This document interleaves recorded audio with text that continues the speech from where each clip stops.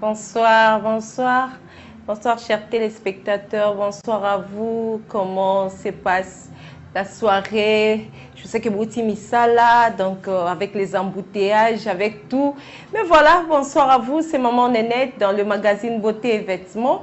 Na Pokoya Lelo, na Régie Tozana Papa Nabiso Dona Mukewa.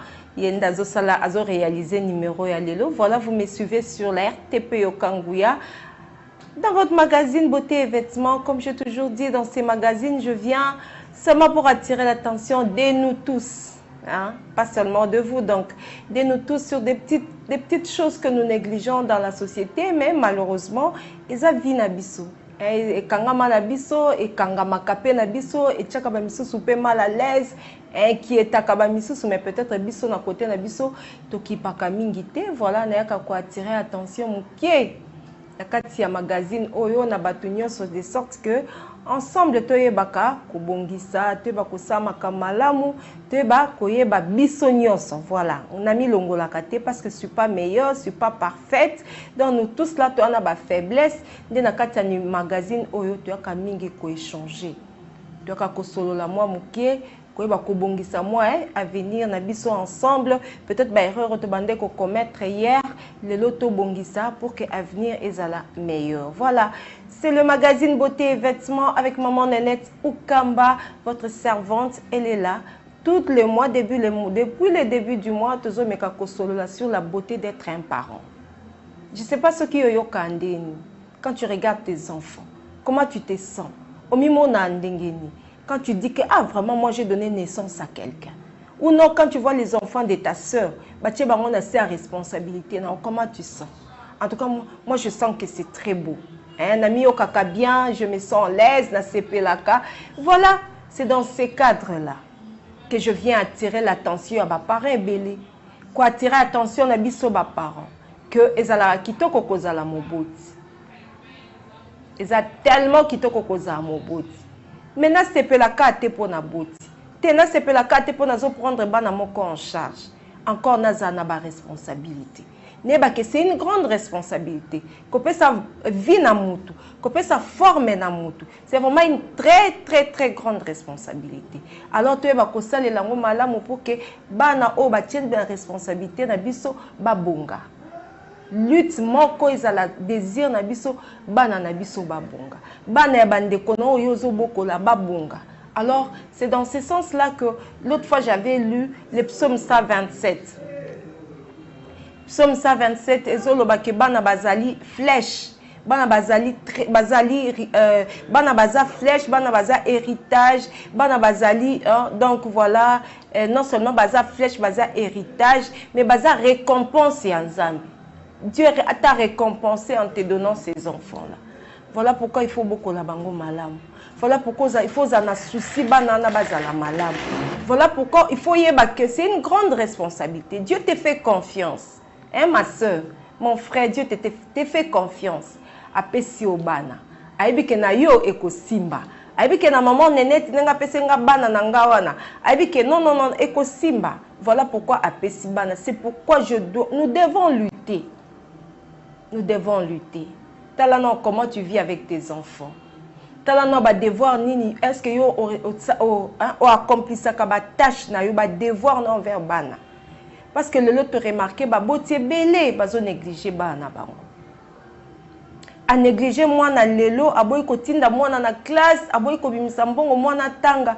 Mais c'est ces messieurs là ou cette dame là qui veut que lobby moi na prendre en charge. C'est ces messieurs-là qui veulent que l'habitant comme à Coco, moi, na azoyer en charge, alors que tu lui as rien donné. Eh mon frère, obando betaka tolo na bota mwana. Eh za kitoko na komi papa, ça suffit pas. Ça suffit pas koko ma papa, c'est très beau. Et ça est lengi koko ma moboti. Mais ça suffit pas. C'est une grande responsabilité. Nous devons nous relever, nous devons réfléchir, nous devons lutter pour que banana biso soit formé. Est-ce que tu seras heureux à kovanda otali ton fils a commis bado, ton fils a commis inutile na mokili? Quand toi tu mourras, nanya kokunda yo. Nanya kokunda yo maman. Nanya kokunda yo papa.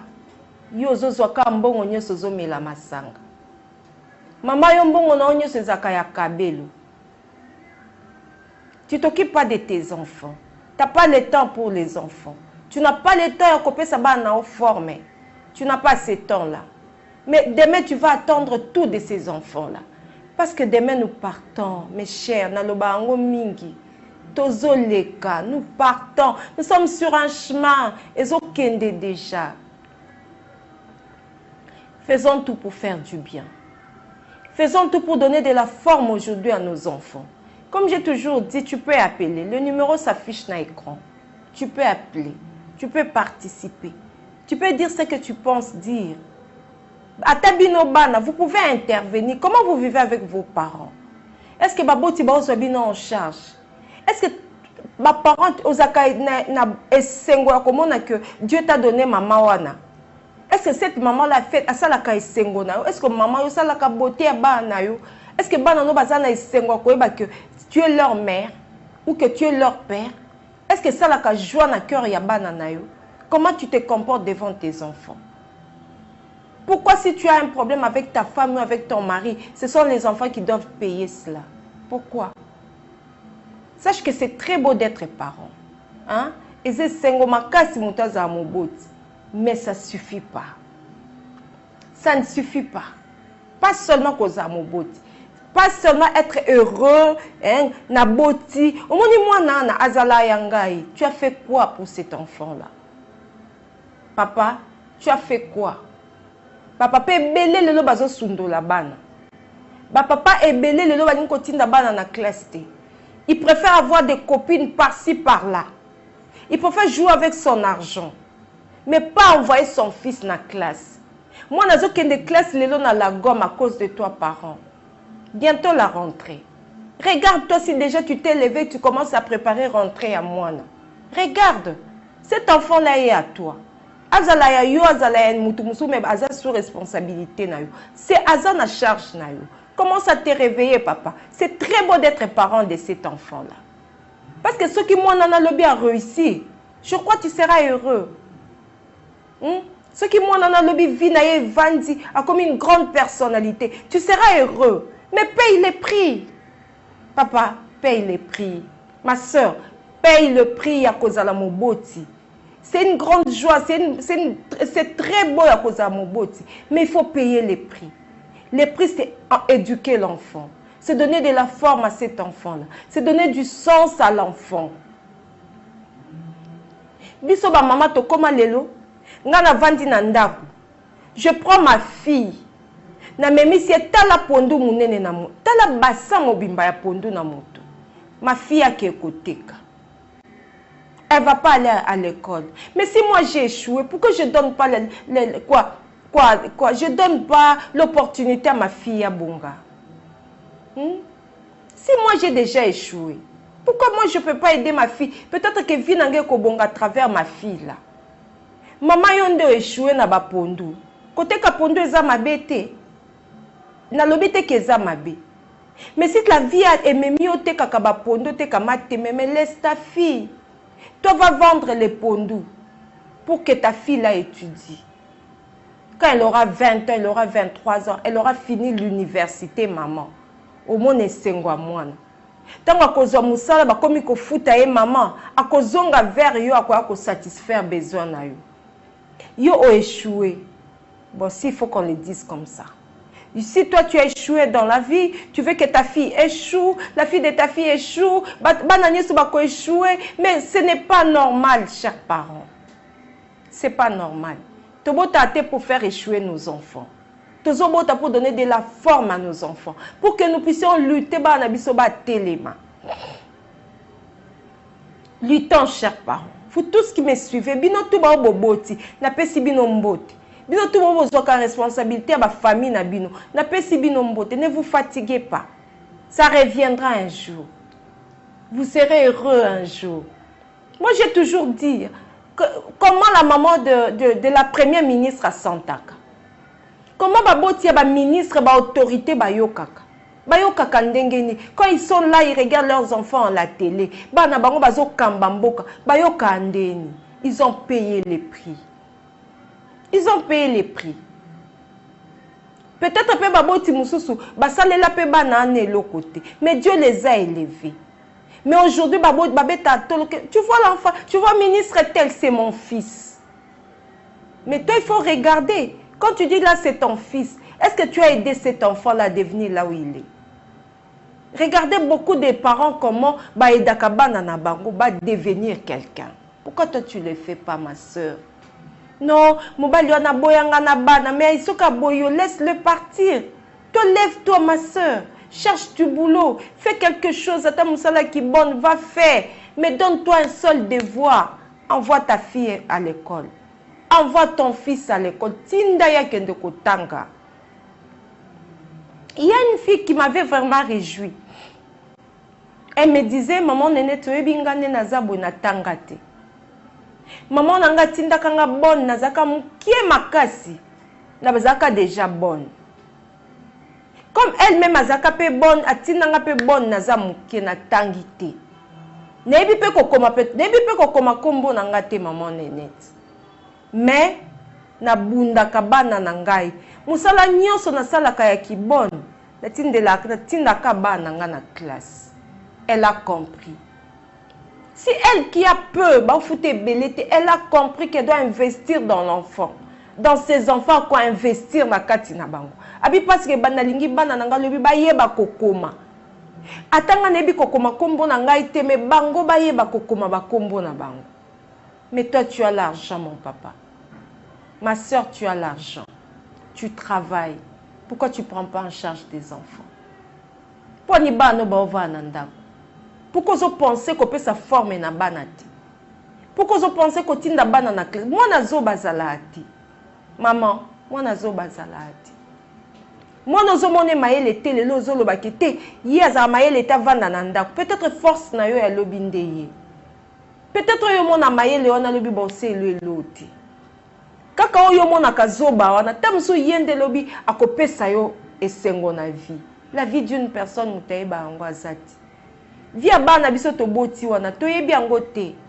Po yeba ngo fonzamba fungolo o misu à faire comprendre que moni mwana oyo azatel.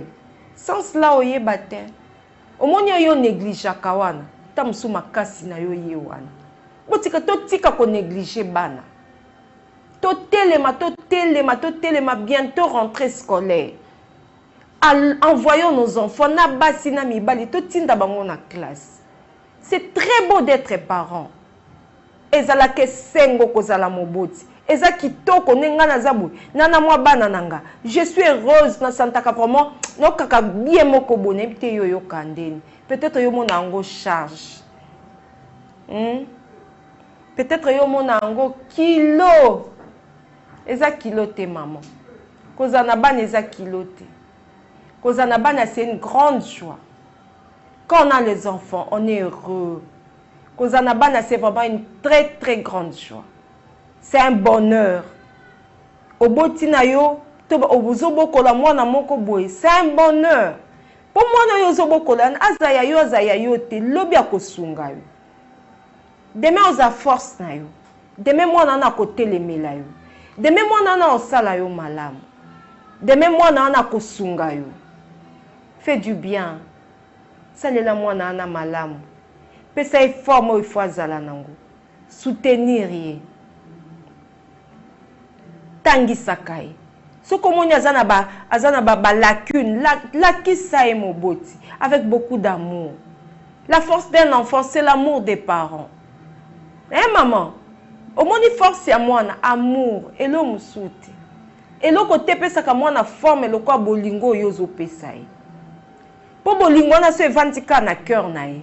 Demain, non seulement à cause de la malamu, mais à cause de batumusu malamu. Yongozo mona bana moko lelo baza bana mabe.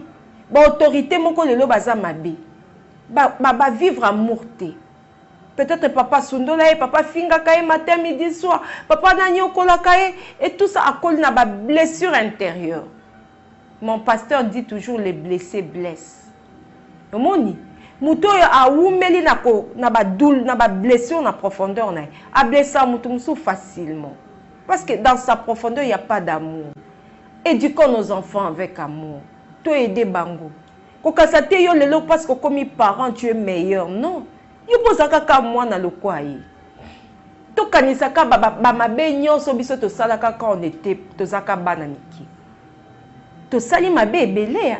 To buki ba verre, to buki ba sani, to kosi, to yibi, to sali makambo ebele na bomwana wana. Mais ba parents ba lembi bisote. Ba parents ba lemba e bisote. Ba tangisi biso. Ba bimisi ba mbongo na bango ba koke ko sombela ngo ba mapangu na bango ba locataire ba tie ba zo lia ba zo vivre. Ils ont payé pour nous pour que bisoto kende classe. Pour que to vanda lelo bobo landa maman nenette. Quelqu'un a payé le prix. Moutouba a foutu prix. Mon papa, ma maman ba fouta prix pour que ngana vanda lelo na plateau. Pourquoi moi je ne vais pas aider mes enfants?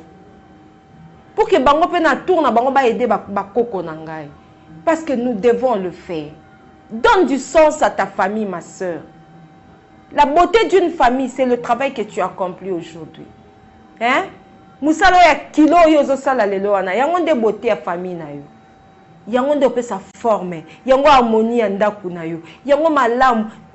Souvent les maris ba négliger makamu, ça peut arriver, hein? Tu peux te trouver avec un mari à négliger ka vie ya bana, ça arrive. Ne te fatigue pas, ma soeur. Comme toi aussi, papa, tu peux avoir à côté de toi une femme avec valeur à classe T. Avec valeur à instruction. Ne te fatigue pas, papa. Toi, tiens tes enfants. Telema yomoko kenda ko tika bana on a classe.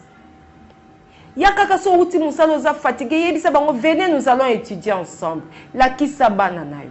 Kolanda le faible était qui est à côté de toi. Kolanda était. Parce qu'il y a d'autres femmes qui ont une importance à classe.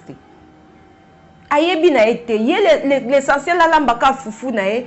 Na kwisi wana apesi mwana sili pona ya ebika owana. Mais ça suffit pas. Puisque kakate pondu kakate matembele kakate, pas seulement ça. L'instruction. Tu instruis bana na biso. Tu tinda bana biso na ba classe. Mboka pesi sungi biso gratuité zali. Une personne m'avait déjà répondu à l'objet gratuité ba uniforme casse. Oui ba uniforme papa Luca. Parce que Mboka sia sungi on a quelque chose. Luca uniforme, Luca bakaye. Donnant de la valeur aux enfants. Baza gloire na biso ya lobby. Baza flèche na biso ya lobby. Excusez-moi, donnons de la gloire à nos enfants. Baza esengo na biso ya makasi ya lobby. Bango nde lobby ba permettre biso to vivre malamu. Bango nde lobby ba kom tambusa ona mutuka mama. Tamso banda ba bota ona no somba mutuka te. Peut-être muto opeso mutuka na c'est ton fils. C'est ta fille qui te donnera la voiture là. Alors paix ça et gloire. Sungae. Sungae maman. Sunga mwana wana. Tangisae. Bimisa mbongo. Ozobwaka te. Hein papa? Ozobwaka mbongo te. Quand tu donnes de l'argent à ton fils là, ozobwaka te. Ozobwaka te. Tu fais ce qui est bon. Tu vois? Ce que tu es en train de faire là, Eza Malam, ça te payera demain. Demain, tu seras heureux de voir ton fils, un grand pilote, de voir ta fille, une grande journaliste, voir ton fils, un militaire, un colonel, un général. Ça te fera du bien. Et c'est Pélissaïou. Baboti mingi babeta lelo tolo. Ah là, c'est mon fils. Ah non, c'est moi dans la télévision. Quand il est avec ses amis, tu vois l'enfant là, c'est mon fils. Pourquoi? Parce que son fils a réussi. Ton fils peut réussir, mon frère. Tika masanga. Bozo mela trop erona loba boze bele na baba. Bozo melande masanga mingi. Bambongo nozo ke omeleka ba masanga na 3 bouteilles chaque jour. 3 bouteilles chaque jour, mais calcule papa ozo dépenser combien? Envoie ton fils à l'école. Quelqu'un me dira, non, moi j'ai déjà envoyé mon fils, j'ai maintenant le droit de vivre. Vivre, c'est pas mal, mais investir. L'autre dira, non, mais moi j'ai investi déjà. Nasalaka déjà, nabomba kambongo et tout ça, pourquoi na mela masangate? Cet enfant-là, te veut vivant. Moi, nana wana, azana besoin na ozala vivant. Cet enfant-là te veut vivant. Oumela na mokili. Omona mwana na yo kobonga. Vous savez que l'alcool est bébé sakanzoto. Alcool est bébé sakanzoto makasi. Alcool est détruisant nzoto tellement makasi. Arrêtons de prendre l'alcool à tout moment. Arrêtons. Tokanisa bana. Oui, je vois des messages entrer. Bon, on va lire après. Tokanisa bana. Tokanisa bana baboti. To penser na bana na biso to tika ba alcool à tout moment. To tika masanga oyo ko bebisa nzoto okokufa no ki omoni gloire ya mwana oti. Alors que tu as payé les prix. Et ça vous gêne pas moi moi atiki bana ba 18 ans amoni no bana na gloire te ya kufi. To tika taba. Taba ezoboma biso makasi, makaya, masanga, maya pembe, lotoko, totika pour l'intérêt des enfants. Kanisa bana yo papa. Kanisa bana na yo. Kanisa nengozo détruire nzoto na malembe. Lelo meli 2, lobi o meli 3, lobi o meli moko, lobi chaque jour ozo mila. O réduire ba vie na yo. Tant ya vie ozo réduire. Pourquoi tu veux détruire la vie de tes enfants? Pourquoi tu ne veux pas voir moi Anayo à réussir? Papa mi bate là. Maman yo mela kamasanga mingi mi bate là. Fais ça pour ton fils. Salango pona moi na mi bate là nzamba bate là yo. Vous voyez, c'est très beau yakobo ta bana wana. Bana na pe baza bezo ba mono koksi ata 90 ans. Ça fait la joie chez les enfants. À moins que papa bango vraiment koliti 90 ans en vie. Et c'est pelissa abana. Surtout si tu as bien vécu ta vie. Tu as bien gardé ton corps. Au comité le commis poids sur moi nazana on 18 ans. A comme aller là qui mine en hôpital. Le bé qui mine en hôpital. Pourquoi on fait souffrir les enfants? Réfléchissons, chers parents.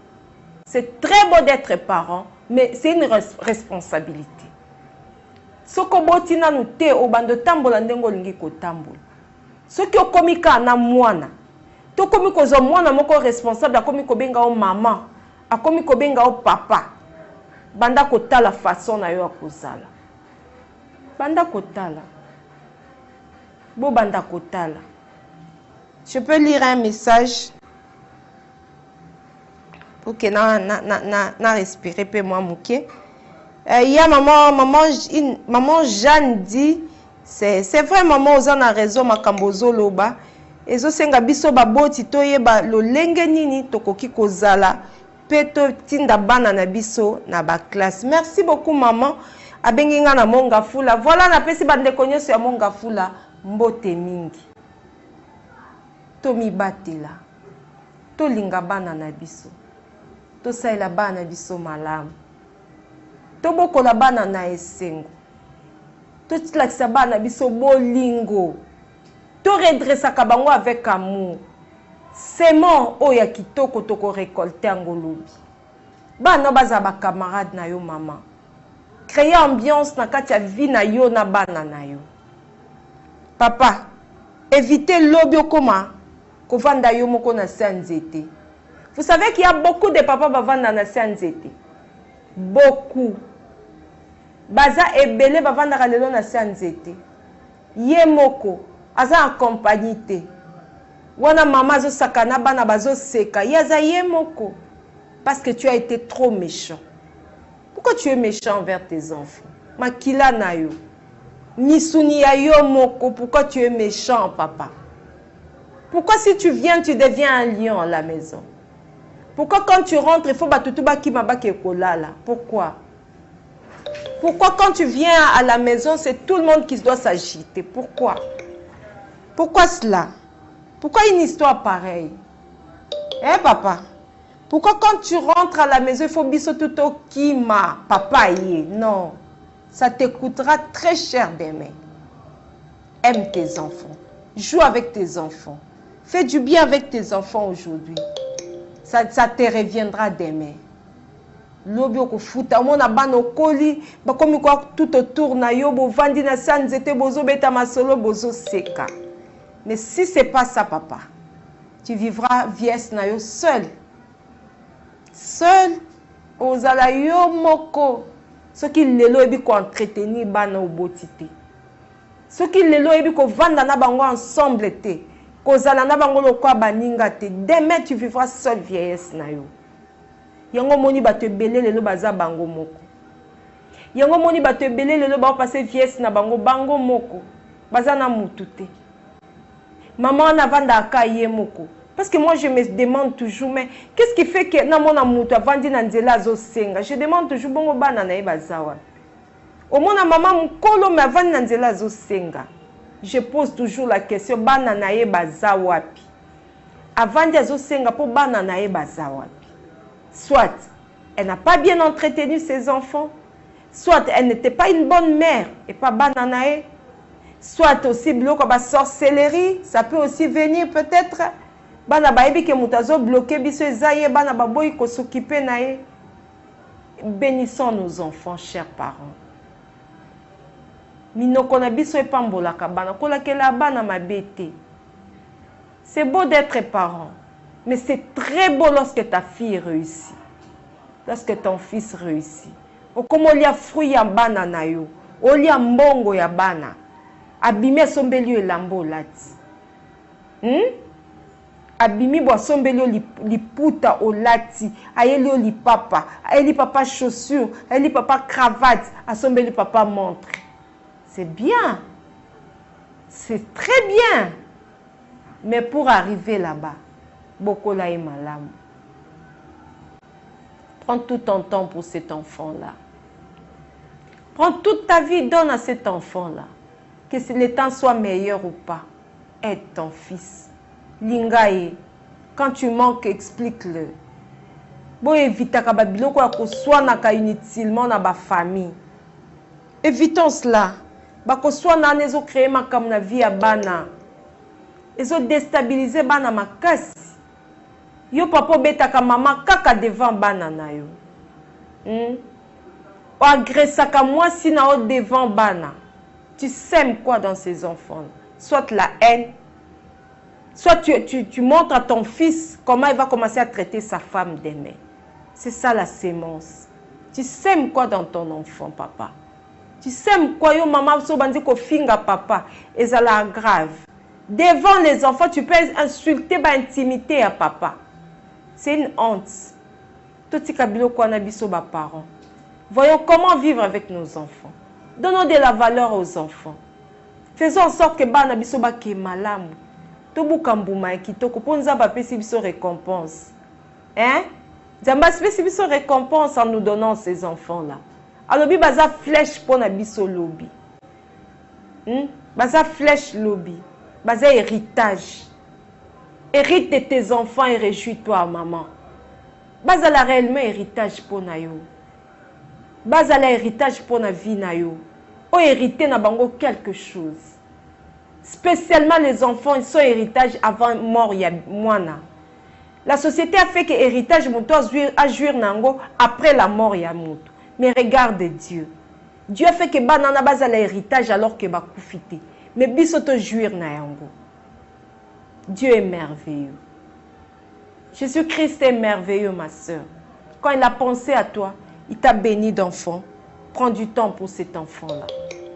Bokola est malade. La qui sait ma valeur ya vie. La qui sait vie nini muto sala ka pour réussir. Ceux qui ont une opportunité à cause de la moine na musala zuela e. Koza la papa oto linga kaka yo régné te. Koza bongo te. Koza la bongo te, tu vas échouer papa. Koza la ngote. Koza la kate olingi kaka bango ba dépendant. Il y a d'autres parents, moi je sais combien à 40 ans. Aka kosenga ombongo pourquoi? Quand est-ce que cet enfant là te donnera l'argent? Poussons nos enfants à aller très loin. Est-ce que biso to comité bana ba koma ba le kabiso? Kokanga via bana te papa. Non, non, non, non, non, yo sala bana no ba bala te, ba vandela ka ona ndako. Ba bota kaka na lupangu, pona nini mon frère, pona nini. Libère les enfants. Ndeko yo zola nango za na situation ana. Ozui bana na yo sali ba pratique o kangi bana ba kendete. Pourquoi? Pourquoi tu fais ça papa? Pourquoi tu fais ça, ma soeur? Pour ne pas na kende. Lâche les enfants, comme les oiseaux, tika bango ba pumbo ba kende. C'est un bonheur pour toi. Pour nani yo fo lambaka fufua mimunene ti lelo ozopesa mwana à 35 ans. Pourquoi? Booste l'enfant, pousse l'enfant à aller loin. Moi, je suis comme à un certain âge, dis-lui, va chercher ta maison. Hein? Yebisa kende ko luka musala akende ko kanga kabana nanda kute. Non non non non ko kanga bana nanda kute. Ko za pe muta ba contrôle mingi nanda kwa mwana te. C'est pas bien. Ko déstabiliser vie à mwana ote. Tika mwana vivre bonheur. Tika mwana à vivre joie. La qui sait que mutu pas réussir à ça la kabo, à ça la kabo, à ça la abou. La première des choses, montre à ton enfant pour la réussite, il faut prier. Va travailler, cherche du boulot. Sokaza muke tinda na classe. Sambele la kai impose à ton enfant maboko na tango avant qu'il de classe. Sambela kai chaka maboko likolo muto mwana na o déclare. Loba kama loba likolo ya mwana na yo. Kotika via mwana etambola ka polele te. Kotika ka via mwana na etambola na sans lipata te. Nzamba pesi biso baboti pouvoir ko pambola bana biso. To pambola ka bango te bandeko. To pesa bana biso meilleur na biso. Na tongo sakola saka likolo bana na yo. Simba bango loba maloba afin qu'ils réussissent. Souci à cœur na ezaka bana na ba réussir. Mais baboti muso baza souci na bango bana bango ba échouer. Yende mama kendaka ko tonga bana na ye et pas batu mususu. Yonde mama oza mama soni. Soko sala ka bongo mama ya soni. Soko kanga via bana na yo bana no ba bonga te maman sali erreur. Lobi koko qui sa 70 ans. Lobi ona mususu koko qui sa 80 ans. Et puis après tu seras faible. Cet enfant là o kanga vi na ye aza incapable simbata $100 na maboko na ye. Aboko la ondengeni. Regarde les bana ebele combien bazo souffrir. Talande bana ba souffrir parce que ba boti moko ba sala ba pratique moko bo et kangi via bana. Combien d'enfants aujourd'hui bazo lela. Akobala mobali yo esimbite, abali mwasi yo esimbite. Tout ça parce que ba boti ba baby si via bana. C'est une honte. Vraiment soni. Comment na makambiso ba boti tozo sala. Pon yo baby si via mwana yo. Pona nyo kepesa komba mwana epanganga. Kwa sana ngo nini? A déstabiliser vie ya mwana na yo. Pona nini mama? Olio batela bana na opambola ka bango na buto pamboli bango na moi. Pourquoi yo ke bebisa vie ya mwana? Lobi okosuka wapi? Poni richesse nyonso ya mwana okabi. Osali ba pratique mona molimo zu mwana okomisi mwana na okizengi pona nini ma sœur? Pona nini papa okomisi mwana obongo? Pourquoi ils ont travaillé na mayela mwana? Pourquoi? Poni mayela mwana na yo comment oselango? Pona nini? Poni okomisi mwana yo kizengi pona nini moboti? Pourquoi vous faites des choses comme ça? Pourquoi nous faisons ça? Pourquoi? Laissons nos enfants en paix. Tu peux savoir na biso grâce ya ko vivre. Tu peux savoir na chance ya ko keliboso. Est-ce que na comité moi nanga koma leka? Ça fait la joie de mon cœur. Est-ce que na simbi $50 te moi nanga simba 1000 aleka? Ngata mso na tamboli na mutuka te me moi nanga tambola nango ebele. To tika bana bazwa lipamboli, to pambola bango, to fungola vi na bango. Yo vandaka kofinga mwana kizengi. Mama nini yango na mwana wana? Nzamba lola keli kizengi ya solo. Nzambi qui a regardé sa création, alobi c'est bon. Atali na suka alobi tout est très bon. Yo komisi mwana kizengi. Ponzamba pesio ayokeli yo mawakabeli yo mwana wana. Suko la muki na tongo finga ka mwana kizengi. Yo za zoba penza, yo za penza boy. Aoza zoba te ma sœur. Au nom du Seigneur Jésus-Christ. Ba oza ba zoba te. Totika osama kambuana. To kanisaka à tout moment tango zo tambola. Kanisa ke lobi okokwea. Lobi okoma faible, okoma na besoin muto simba yo. Kanisa ke lobi okokotambola yo moko te. Kanisa kango mataka yo à tout moment ezalaka réflexion na matin midi soir. que le chemin où nous allons, c'est un chemin à faiblesse. Un matin, maman n'est pas comme faible.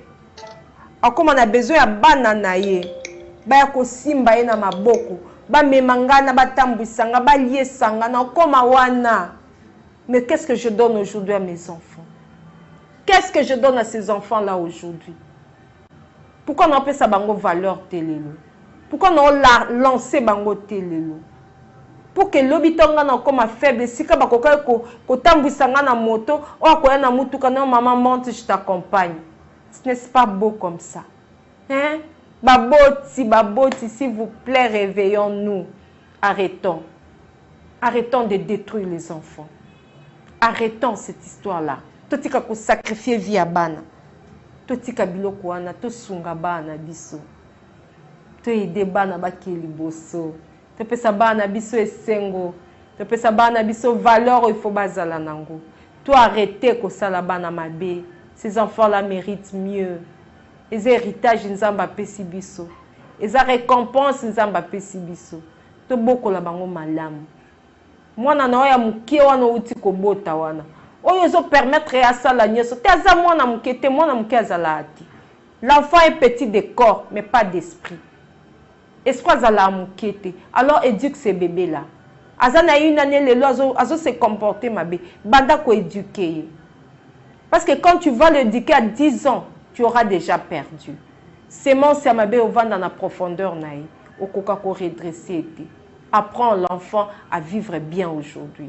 La kisa est en wazamu qui ba je bossa la canette en wazana 3 mois, na 5 azoyoka. Yo se na libumu azoyoka. Tu lui dis des choses mais na libumu déjà azoyoka. Bon combien plus forte raison tango botami. Akoyoka yo. Parce que ce bébé ayoka kate dans na libumu nga yoka yote. Anga eba voix na yote. Parce que yebi voix na tango wazana libumu, c'est que c'est une personne. Azamu tout la qui s'est nzela malamu. Beaucoup là avec amour. Aime ton enfant. Aime la progéniture nayo. Ba réussir. Pambola kabango. Lobela kabango maloba kitoko. Lobaka maloba kitoko na minuit sur tes enfants. Loba maloba kitoko na tango pour tes enfants. Lobela kabango toujours maloba kitoko. Quand tu es fâché, contrôle ce que tu vas sans faire sortir de ta bouche. Bandoki ba le kate bakanga liloba na yo penza nyama na okufa ta kokufa ndoki akangi yango ake ko exécuter mama bomi mwana ye après bandi kolela mais nani yango nani bomi mwana nga yo moko mama yo moko muto bomi. Alors arrêtons, faisons du bien, éduquons nos enfants, éduquons-le. Tous en a devoir wana. Yo peut sa bango forme. La RDC a besoin ya bana malam. La RDC a commune a besoin ya bana baza bien instruit. C'est pour l'honneur du pays. Non seulement c'est l'honneur de ta famille, mais c'est l'honneur du pays. Pour bano lelo ba simbi bende lo bazo tombo la RDC lelo partout dans mokili. C'est l'honneur du pays. Leur famille est honorée, la RDC aussi est honorée par ces enfants-là. Faisons ça. To éduquer bana. To leksa bana nzela ya nzambe. To bokola bango malamu. To teya bana biso à tout moment. To teya bana. To tika bana batelengana te. To bebisa bango te par ba pratique ya mabe na biso. Ba sorcellerie biso to koti ba boti. To zo bebisa vie ya bana makasi. Bana belé le bazo échoué. Bana miso bazo engrosser bango pariété. Sorcellerie ya baboti. Oui, sorcellerie à babote bimisi moi na moi c'est tiba ke ko engrosser. Tu tiens moi na difficulté pourquoi? Pourquoi tu tiens banana na difficulté? Tu aider bango. Hein, tout ça malamu hein? Kola opambola biso. C'est to sali malamu kola osunga biso. Nzamba obatela biso. Kola simasi ko bomba biso. Soki to bateli bana biso malamu. Voilà, nous tendons vers la fin à numéro ya lelo. On appelle si bande konyo so batindi ba message mbote. Donc on zoata en kotangango calmement quand nous viendrons les jeudis si Dieu fera grâce. Si Dieu fait grâce bien sûr que jeudi que je sois là, je vais lire ma message na bino nyonso. Que Dieu vous bénisse. Que Dieu veille sur vous les parents. Surtout que Dieu vous donne de l'argent. Parce que je sais que ce qui manque vraiment, c'est ça. C'est l'argent. Bon, ezotungisa biso makasi pona kobokola bana. Peut-être aux a volonté makasi ya bokola mwana wana, mais mbongo ezo manquer. Que Dieu t'aide, ma soeur. Montre à Dieu que tu veux donner de l'instruction à l'enfant. Dieu t'aidera. Ponzamba kelaki yo po pambola yo. Apesa yo bozu ebele. Obokola mwana malamu po lobi obuka mbuma. Omoni nzete ozolo na lelo. Obuka mbuma nango lobi. Lona kaka arrosé kolemba te. Lobi fuye kobima okobota okolia okosepela. Que Dieu vous bénisse. Passez une belle soirée en compagnie de Jésus-Christ dans vos maisons. Regarde ton enfant qui est à côté de lui. De toi, là, dis-lui que tu l'aimes beaucoup. Ayons l'habitude de dire ça régulièrement aux enfants. Que na lingaka o makasi. To s'aimer en profondeur et cœur ya ban. To le bakana ban à tout moment, je t'aime. Je t'aime mon fils, je t'aime ma fille, je t'aime, je t'aime, je t'aime. Disons ça à nos enfants. C'est un autre on a des souki na numéro ya lelo. Que Dieu vous bénisse. À jeudi par la grâce du Seigneur. Bisous. Bye.